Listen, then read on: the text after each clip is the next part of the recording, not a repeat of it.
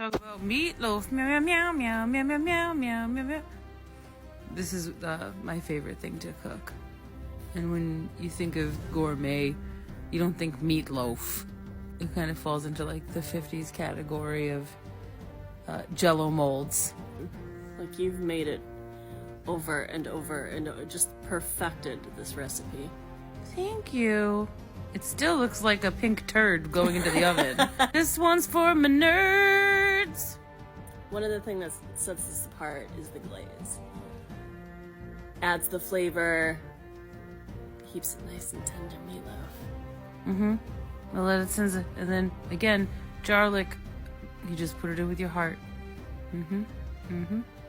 Mm-hmm. Mm. You know, the slow drip. You can't tell me you don't want that. It's so good.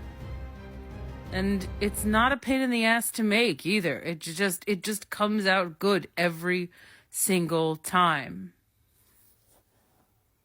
And that's making the au jus. DeliciousMadeEasy.com.